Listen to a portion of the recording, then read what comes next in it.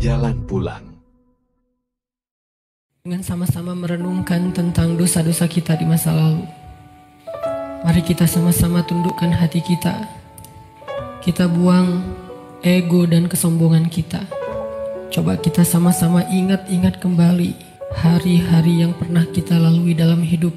Hari-hari yang pernah kita isi dengan perbuatan dosa-dosa besar dalam hidup kita. Karena sungguh tak ada satupun manusia yang tidak pernah berbuat dosa.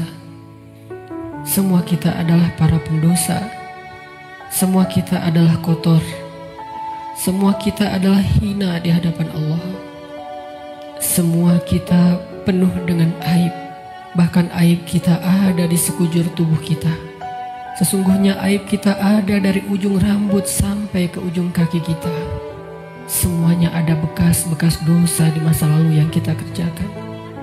Tidak mungkin ada orang yang tidak punya dosa di antara kita, sehingga dia merasa tidak perlu mengingat-ingat atau memuhasabahi dirinya. Tidak mungkin ada orang di antara kita yang suci sesuci Rasulullah SAW. Bahkan banyak dari kita yang bahkan sampai hari ini mungkin baru saja melakukan dosa besar kepada Allah. Atau mungkin kita tidak melakukan dosa besar tetapi kita meninggalkan perintah Allah yang wajib, dan itu sama dengan dosa besar. Maka teman-teman sekalian, mari sejenak kita renungkan perjalanan hidup kita.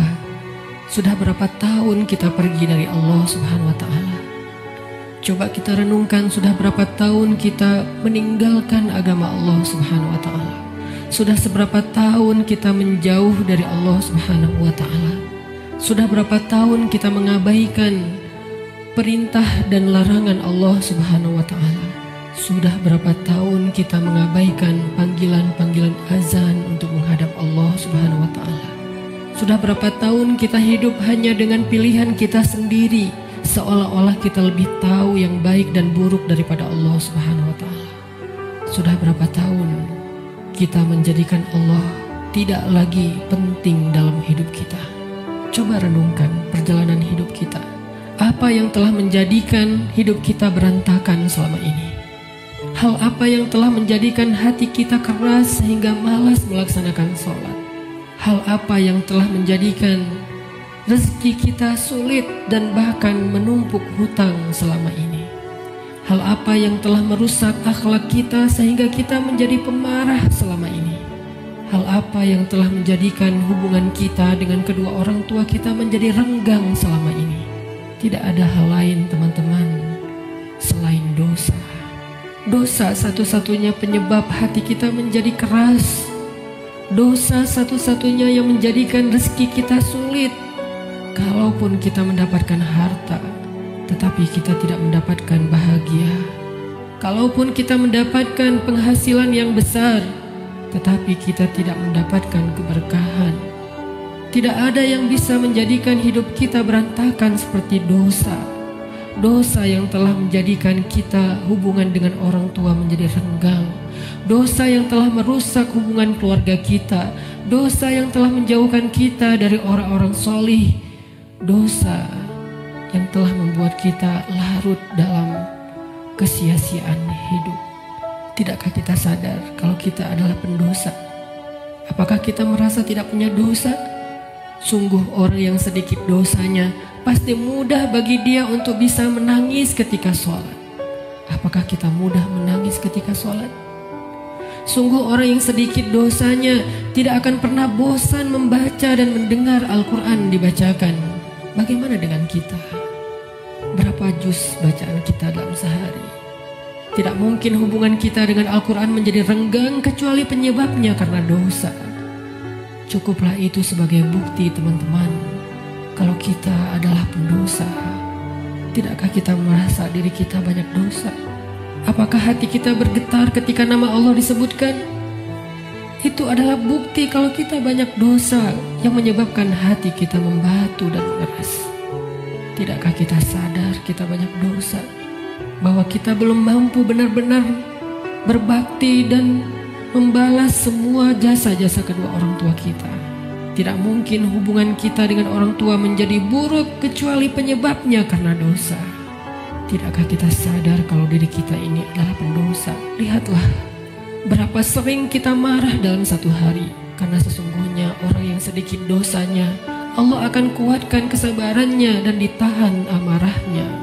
Maka teman-teman sekalian, jika semua yang tadi saya sebutkan terjadi dalam hidup kita, kita mudah bosan membaca Al-Quran, kita malas untuk mendirikan sholat, kita jarang ke masjid, kita tidak bisa menahan amarah kita, hubungan kita dengan orang tua tidak baik, nama Allah disebutkan hati kita tidak berasa apapun, maka cukup semua itu menjadi bukti sampai saat ini kita masih menjadi pendosa.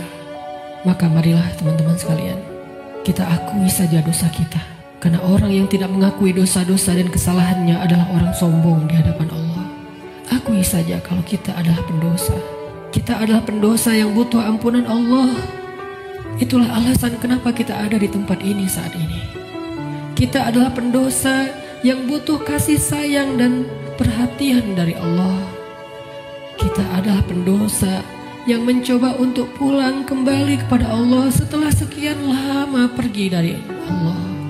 Kita adalah pendosa yang takut jika suatu saat harus kembali kepada Allah, dan kita masih memikul dosa-dosa kita di punggung kita, sehingga kita mengetuk pintu rahmat Allah.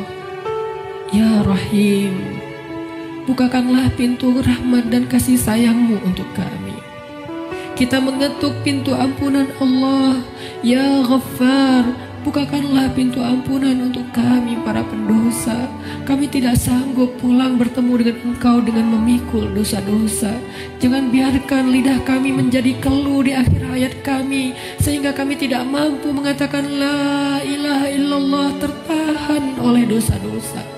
Jangan biarkan kubur kami menjadi sempit, meremukkan tulang belulang kami, gelap gulita, dan tidak ada penolong, tersiksa karena dosa-dosa. Jangan biarkan kami berjalan tanpa alas kaki di padang mahsyar yang panas, seorang diri tertatih beribu-ribu tahun lamanya dan tidak tahu arah kemana, karena kami harus memikul dosa-dosa. Jangan biarkan ya Allah Rasulullah SAW tidak menoleh ke arah kami di padang mahsyar karena terhalang oleh dosa-dosa. Jangan biarkan ya Allah ketika Rasulullah SAW menyambut umatnya di padang mahsyar, memberikan mereka minuman dari telaga Kausar, tersenyum ke wajah-wajah mereka, bersalaman dengan mereka, memeluk mereka dengan penuh perhatian, dan kami terhalang dari semua kebaikan itu karena dosa-dosa. Kami tidak sanggup ya Allah. Seandainya kami bertemu dengan Nabi di padang mahsyar, kami mencoba untuk tersenyum kepada beliau, sedangkan beliau memalingkan pandangannya dari kami, karena beliau tidak mengenal kami, karena wajah kami tertutup dengan dosa-dosa. Jangan biarkan ya Allah kami berjalan melintasi sirat-Mu yang panjang, yang membentang di antara lembah-lembah neraka jahanam, sedangkan kami akan tergelincir karena berat dengan dosa-dosa. Jangan biarkan ya Allah asap, percikan, bahkan api neraka menyakiti ruas-ruas kulit kami, dan kami tidak akan tahan terhadap siksaannya ya Allah. Karena sungguh tidak ada balasan dari dosa kecuali azab dari-Mu ya Allah. Jangan biarkan ya Allah di akhirat kelak ketika teman-teman kami, saudara kami, pasangan kami, keluarga kami, orang-orang yang kami kenal bersuka cita di dalam surga-Mu, mendapatkan puncaknya nikmat surga, memandang wajah-Mu, sedangkan kami terhalang dari semua itu oleh dosa-dosa ya Allah. Jangan biarkan lidah kami menjadi keluh dan tidak mampu menjawab pertanyaan-pertanyaan-Mu ketika Engkau menghisap kami. Engkau bertanya tentang dosa kami satu persatu. Bagaimana kami akan menjawabnya di hadapan-Mu ya Allah? Jika Engkau bertanya satu demi satu dosa-dosa yang pernah kami kerjakan, yang kami pikir Engkau tidak tahu karena kami melakukannya diam-diam, padahal tidak ada yang tersembunyi dari pandangan-Mu. Engkau Maha mengetahui lagi Maha menyaksikan. Bagaimana kami akan menahan rasa malu di hadapan-Mu seandainya Engkau bertanya tentang aib dan rahasia-rahasia dosa yang kami sembunyikan, ya Allah. Kami tidak akan mampu, ya Allah. Maka ampunkanlah dosa kami, ya Allah. Dengan kasih sayang-Mu yang Engkau berikan di bulan Ramadan, dengan rahmat yang Engkau limpahkan di bulan Ramadan, dengan janji-janji maha benar yang Engkau telah tuliskan untuk kami di bulan Ramadan, bahwa siapapun yang beribadah di bulan Ramadan, barang siapa yang berpuasa di siang harinya, mendirikan sholat di malam harinya, Engkau akan mengampuni dosa-dosa mereka. Maka ampunkan dosa-dosa kami malam ini, ya Allah. Walaupun ibadah kami belum sempurna, walaupun puasa kami belum sempurna, walaupun sholat malam kami belum baik, tidak selalu khusyuk, tapi kami sedang belajar, ya Allah. Maafkan kami, ampunkan dosa-dosa kami. Jangan biarkan satu pun tersisa yang akan menyandung kaki kami di padang mahsyar, yang akan menggelincirkan langkah-langkah kami ketika melintasi sirat. Ampunkan, ya Allah, dosa-dosa kami.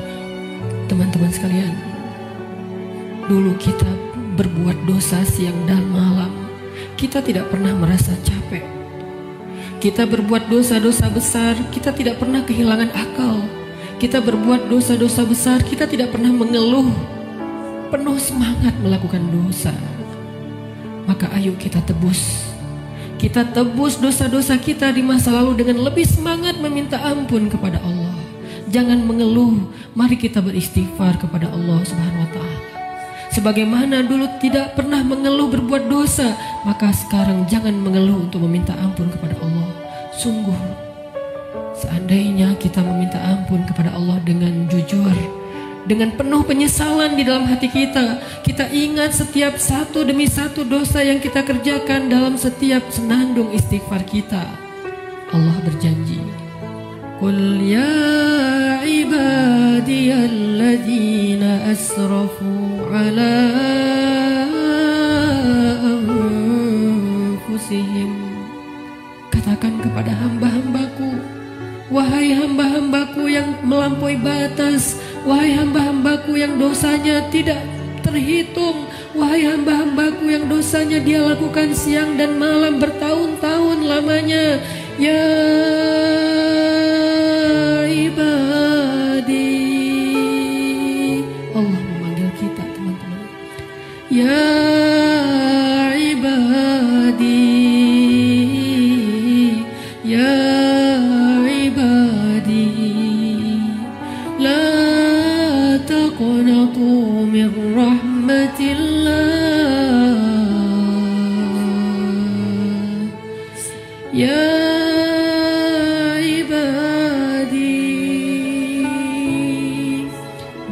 hamba-hambaku yang banyak dosa, jawablah panggilan Allah.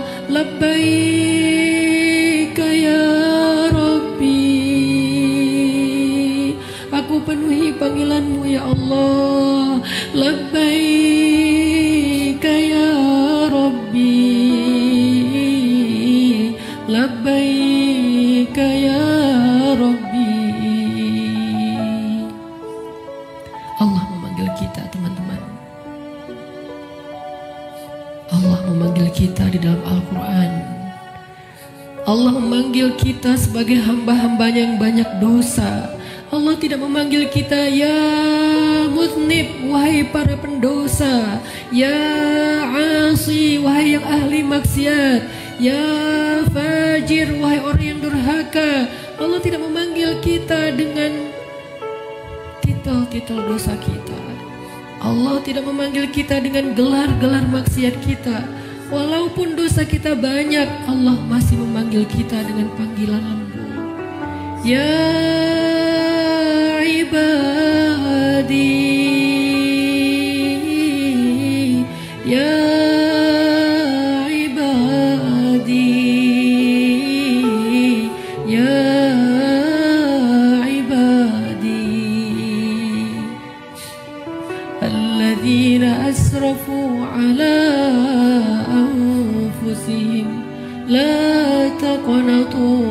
rahmatillah.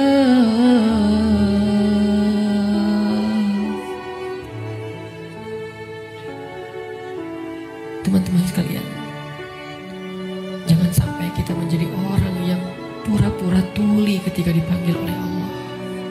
Allah yang kasih sayangnya melampaui segala sesuatu memanggil kita. Kita yang butuh Allah dan Allah tidak butuh kepada kita. Allah datang ke langit dunia di malam-malam Ramadan. Allah turun memanggil kita. Hal min taib, adakah di antara hamba-hambaku yang punya banyak dosa dan ingin bertaubat? Hal min dihajah, adakah di antara hamba-hambaku yang butuh pertolongan? Allah yang memanggil kita. Jangan sampai kita menjadi orang yang tuli. Allah memanggil kita, ya ibadi. Maka marilah kita sama-sama menjawab. Sama-sama kita menjawab panggilan Allah dengan kalimat Labbaik Rabbi, Labbaik Rabbi, Labbaik Rabbi, Labbaik, Labbaik, Labbaik. Aku penuhi panggilanmu ya Allah. Aku penuhi panggilanmu ya Ghaffar. Aku penuhi panggilanmu ya Tawwab. Labbaika ya Allah. Mari sama-sama teman-teman kita penuhi panggilan Allah dengan labbaika ya Rabbi. Ya ibadi, ya ibadi, ya ibadi, kullukum takhta'un wa ana aghfiru dzunuba jami'a. Wahai hamba-hambaku, wahai hamba-hambaku, wahai hamba-hambaku yang banyak dosa, sesungguhnya aku maha mengampuni dosa-dosa semuanya.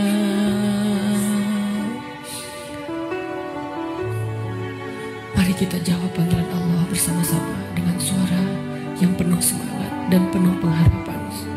Labbaik Rabbi,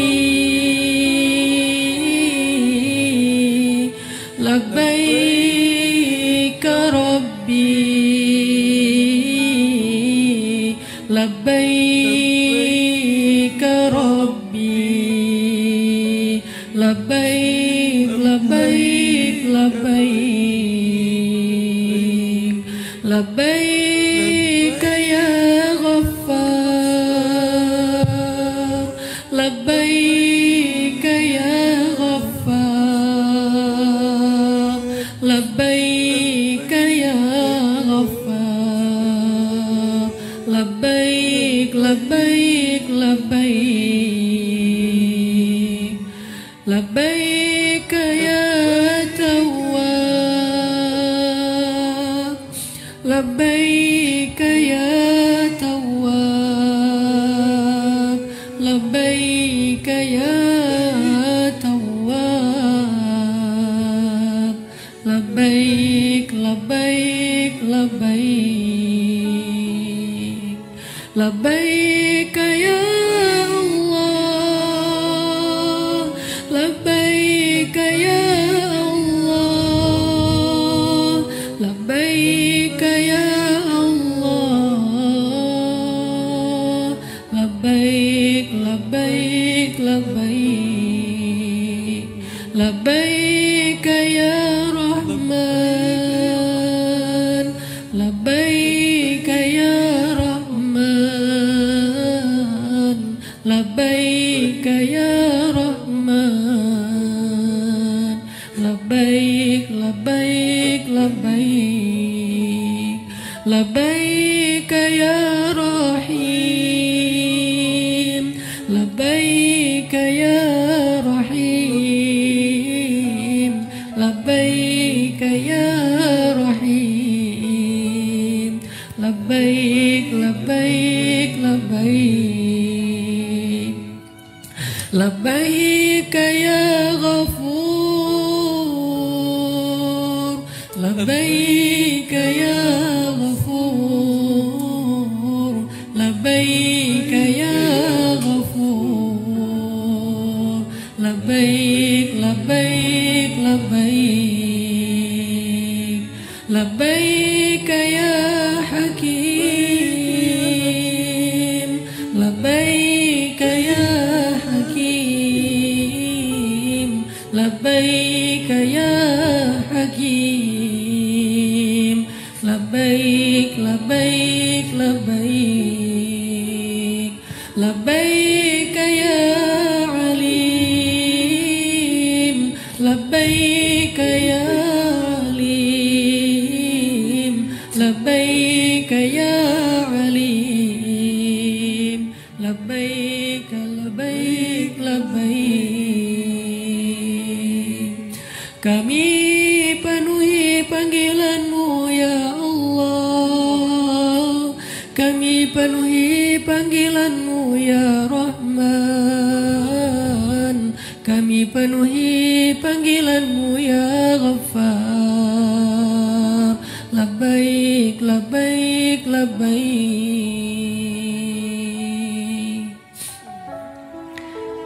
Allah meminta kita untuk bertaubat kepadanya dengan taubatan nasuha.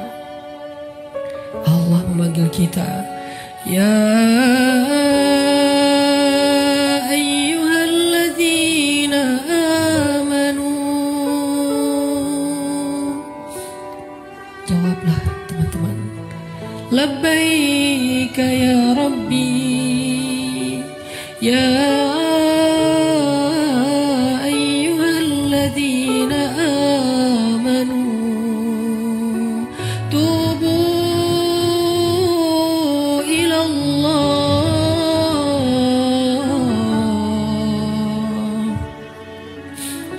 Allah memanggil kita karena Allah tahu kita banyak dosa dan Allah tidak tega untuk menyakiti kita. Allah tidak ingin menzolimi kita. Allah tidak ingin menyiksa kita. Allah tidak ingin kita masuk ke dalam nerakanya. Ketika kita banyak dosa, Allah kasihan kepada kita sehingga Allah memanggil kita, ya ibadi. Ketika kita banyak dosa, Allah memanggil kita, ya ayyuhalladzina amanu. Allah menawarkan kepada kita ampunan dosa. Allah menawarkan kepada kita agar terbebas dari api neraka. Allah berfirman, tubu ilallah, tubu ilallah, tubu ilallah,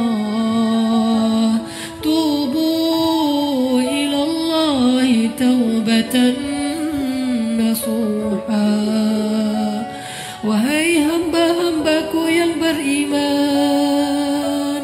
wahai hamba-hambaku yang banyak dosa, wahai hamba-hambaku yang ingin kembali, wahai hamba-hambaku yang sedang susah, wahai hamba-hambaku yang merasa menyesal, wahai hamba-hambaku yang ingin berhijrah, wahai hamba-hambaku yang ingin memperbaiki diri, wahai hamba-hambaku yang ingin aku sayangi, bertaubatlah kepada Allah dengan taubat sebenar-benarnya. Labbaik ya Tawwab, labbaik ya Tawwab,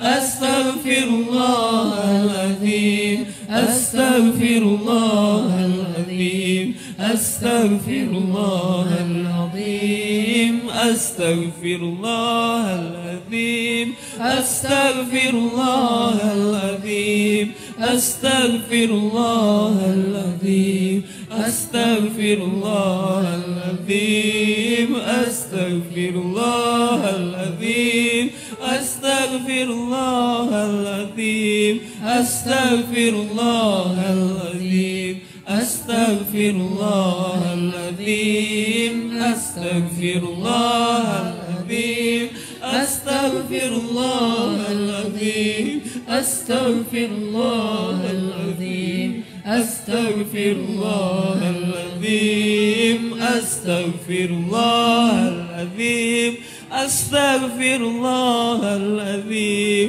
أستغفر الله العظيم أستغفر الله العظيم. Teman-teman, nanti ketika kita akan kembali kepada Allah, saat malaikat maut datang menjemput kita, dan sesungguhnya itu pasti terjadi, karena kullu nafsin za'iqatul maut, semua yang hidup di muka bumi pasti akan merasakan kematian. Walaupun dia orang yang sombong, walaupun dia orang yang durhaka, walaupun dia seorang penguasa, walaupun dia orang yang bengis, walaupun dia orang yang perkasa, walaupun dia memiliki dunia dan seisinya. Fir'aun didatangi oleh kematian, Haman didatangi oleh kematian, Qarun didatangi oleh kematian, Namrud didatangi oleh kematian. Orang-orang dari suku Aus dan orang-orang dari suku-suku yang terdahulu, Ad dan Tsamud, didatangi oleh kematian. Seberapapun mereka sombong dan congkak di muka bumi, atau bahkan seberapapun mereka soleh, seberapapun mereka taat kepada Allah, seberapapun mereka bertakwa dan beriman, mereka pun akan merasakan kematian. Rasulullah SAW, manusia paling sempurna, kekasih Allah. Allah mencintainya dan menjadikan namanya bersandingan dengan nama Allah, pun merasakan kematian. Nabi Ibrahim merasakan kematian. Para anbiya dan solihin semua merasakan kematian. Bagaimana mungkin kita tidak, teman-teman? Orang-orang sebelum kita yang solih, yang durhaka, semuanya merasakan kematian. Bagaimana mungkin kita tidak? Semua kita pasti akan mendapatkan giliran. Hari ini, tahun ini, atau beberapa tahun lagi. Tapi yang pasti hari itu akan tiba. Ketika malaikat maut datang menjemput kita, kita tidak akan punya waktu satu detik pun untuk menundanya. Yang belum sempat bertemu dengan keluarganya tidak akan bertemu lagi. Yang belum sempat meminta maaf kepada kedua orang tuanya tidak akan sempat lagi meminta maaf. Yang belum sempat untuk datang bersimpuh di depan kaki ibundanya tidak akan bisa melakukannya lagi. Yang ingin mengecup kening anak-anaknya yang dia cintai sudah tidak akan mampu melakukannya lagi. Yang ingin meminta maaf kepada istri yang pernah dia zalimi, suami yang pernah dia durhakai, tidak akan punya lagi kesempatan. Ketika malaikat mau datang, dia hanya bisa terdiam. Hatinya penuh dengan rasa gelisah, khawatir, bingung, takut, dan menyesal terhadap kehidupannya yang sia-sia. Malaikat akan berkata kepadanya, "Wahai hamba Allah, telah datang kepadamu kebenaran yang dijanjikan Allah. Inilah hari kamu akan kembali kepada Allah. Inilah hari kamu akan kembali ke hadirat Allah. Kamu siap ataupun tidak? Aku telah diperintahkan dan aku tidak suka untuk mengingkari perintah Allah." kita tidak akan bisa meminta kepada malaikat maut, wahai malaikat, berikan saya kesempatan 1 hari lagi untuk bertaubat, berikan kesempatan saya untuk sholat, berikan kesempatan saya untuk sholawat, berikan kesempatan saya untuk memperbaiki diri, meninggalkan maksiat, berikan saya 1 hari saja, wahai malaikat. Malaikat tidak diciptakan untuk mengingkari perintah Allah. Bagaimanapun kita memelas di depan malaikat, malaikat tidak akan kasihan kepada kita. Bagaimanapun kita menawarkan apa saja kepada malaikat, wahai malaikat, ambillah dunia dan seisinya asal engkau berikan kepada saya nyawa sehari saja. Dunia dan seisinya tidak berharga di depan malaikat. Wahai malaikat, saya belum sempat bertemu dengan anak saya yang masih kecil. Saya belum sempat mendidik mereka menjadi anak yang solih. Wahai malaikat, saya menyesal pernah durhaka kepada suami saya. Wahai malaikat, saya pernah memukul istri saya dan belum sempat meminta maaf. Beri saya kesempatan untuk bertemu keluarga saya. Jangan cabut nyawa saya di perjalanan. Izinkan saya sampai ke rumah walaupun sesaat saja. Malaikat tidak akan mendengar permintaan kita. Karena ketika datang waktunya, la yastaqdimuna sa'atan wala yastakhirun, tidak akan didahulukan walaupun sejenak dan tidak akan ditunda. Saat itu teman-teman sekalian, kita hanya bisa diam, kita hanya bisa pasrah. Seandainya keluarga kita ada di sekeliling kita, mereka pun hanya bisa menatap kita dengan kasihan, melihat betapa nafas kita terengah-engah, merasakan sakitnya sakaratul maut. Tidak ada yang bisa mereka lakukan untuk menolong kita. Ibu, ayah, saudara, pasangan, anak, tak seorang pun bisa menolong kita pada hari itu, teman-teman. Semuanya hanya menatap kita dengan kasihan. Dan kita pun menatap mereka untuk terakhir kalinya. Dicabutlah nyawa dari ujung kaki kita.